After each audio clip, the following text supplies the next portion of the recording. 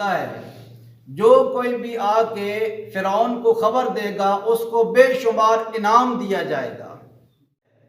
اگر ایک قدم بھی آگے بڑھے تو قیامت تک پورے زمین تک دھنسا دیے جاؤ گے۔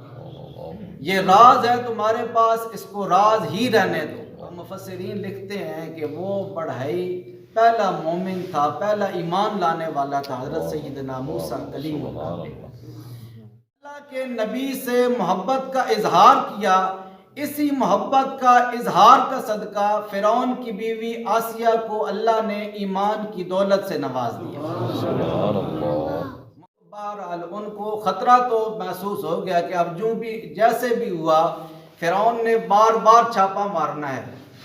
ان کے محلے میں ایک بڑھائی رہتا تھا، وہ اس کے پاس گئے اور کہا کہ ہمارے بچے کو خطرہ ہے اور ایک صندوق بنا دو تاکہ ہم اس کو صندوق میں ڈال کے دریائے نیل میں ڈال دیں، چلو ہم نہ صحیح کوئی اور ہی اس کی پرورش کر لے گا، زندہ تو رہے گا میرا بیٹا۔ تو اس بڑھائی نے صندوق بنانا شروع کر دیا۔ اب صندوق بنا رہا تھا تو اعلان ہوا کہ ایک بچے کے بارے میں بتایا گیا ہے کہ وہ زندہ ہے، جو کوئی بھی آ کے فرعون کو خبر دے گا اس کو بے شمار انعام دیا جائے گا۔ اب یہ خبر بڑھائی تک بھی پہنچ گئی، اعلان اس نے بھی سنا۔ اب اعلان سنا انسان تھا تو دل میں لالچ آ گیا کہ بتا دیتا ہوں کہ فلاں گھر میں ایک بچہ ہے وہ زندہ ہے، اس کے لیے میں یہ صندوق تیار کر رہا ہوں۔ اب اسی لالچ سے گھر سے جو ہی چلا، ابھی گیٹ سے نکلا نہ تھا کہ آدھا اس کا دھڑ زمین کے اندر دھنس گیا۔ غیب سے آواز آئی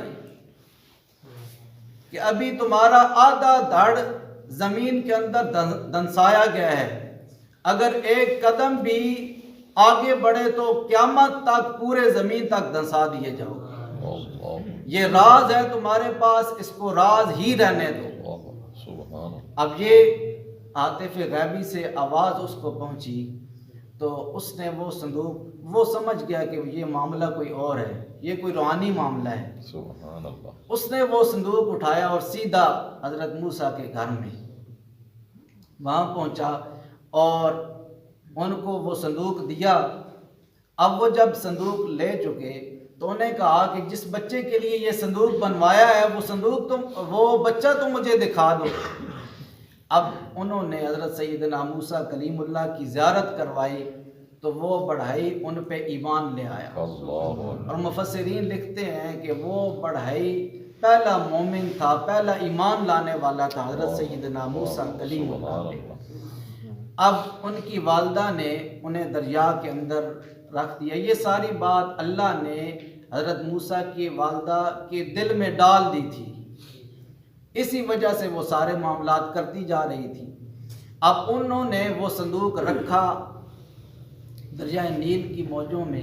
اب اس دریا کی ایک نہر نکلتی تھی فرعون کے گھر میں۔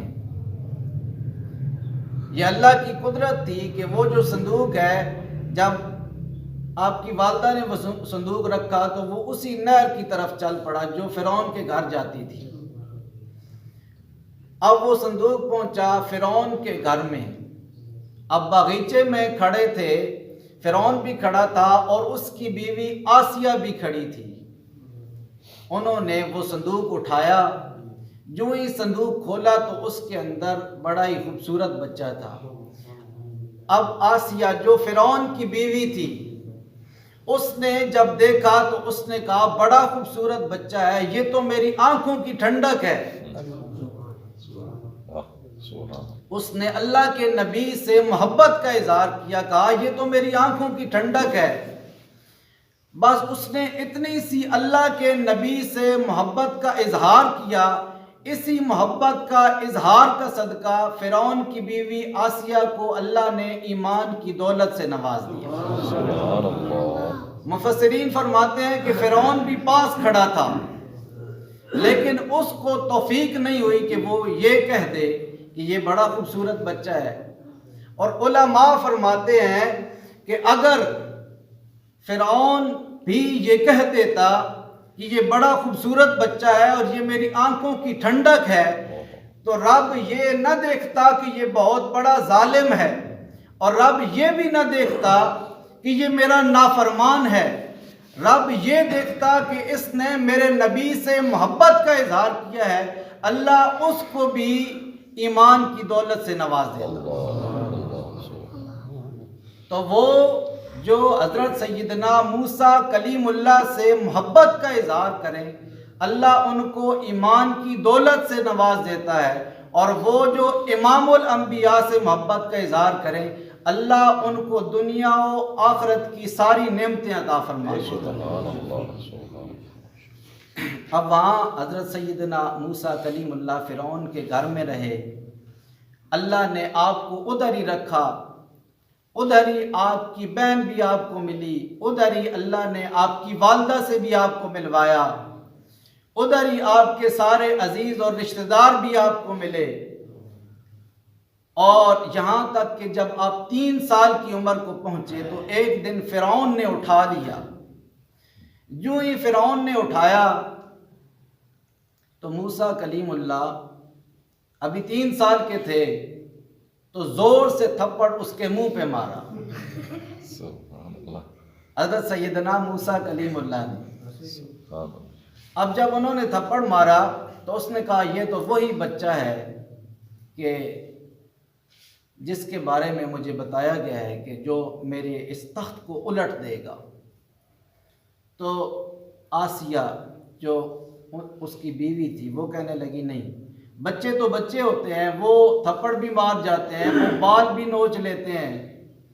تو اس نے کہا نہیں، میں اس کا امتحان لوں گا۔ اس نے ایک طرف سونا رکھا اور ایک طرف اس نے کچھ انگارے رکھ دیے، اور ایک طرف اس نے کچھ کھانے پینے کی چیزیں بھی رکھ دی۔ اب سیدنا موسیٰ کلیم اللہ ابھی بچے تھے تو وہ بڑھنے لگے کھانے پینے کی چیزوں کی طرف، تو مفسرین لکھتے ہیں کہ فوراً اس وقت جبرائیل امی تشریف لائے اور ان کا ہاتھ کوئلوں کی طرف بڑھا دیا۔ اب انہوں نے وہ کوئلہ اٹھایا اور وہ زبان کے اوپر رکھ دیا، اس کوئلے کی وجہ سے آپ کی زبان جل گئی۔ اور مفسرین فرماتے ہیں کہ پھر سیدنا موسیٰ کلیم اللہ ہر وقت یہ دعا مانگتے تھے کہ رب اشرح لی صدری ویسر لی امری واحلل عقدۃ من لسانی یفقہوا قولی، کیونکہ جو ہی کوئلہ آپ کی زبان پہ پڑا تھا زبان جل گئی تھی، اور آپ کی زبان پہ اسی وجہ سے لکنت آ گئی تھی، تو اللہ سے دعا مانگتے تھے اے میرے مولا میری یہ لکنت ختم کر دے تاکہ میں فرعون کے ساتھ صحیح طریقے سے بات کر سکوں، کھل کے بات کر سکوں۔ پھر حضرت سیدنا موسیٰ کلیم اللہ 30 سال کی جب عمر کو پہنچے تو آپ کا ایک خاصہ تھا کہ آپ ظلم برداشت نہ کرتے تھے۔ میں نے آپ کے سامنے جو آیت پڑھی ہے اس کی تفسیر انشاءاللہ اگلی دفعہ بیان کریں گے۔ یہ اس آیت سے پہلے کچھ اس کا پس منظر آپ کے سامنے اس لیے بیان کر رہا ہوں تاکہ جب اس آیت کی تفسیر بیان کی جائے تو آپ کو سمجھنے میں آسانی ہو۔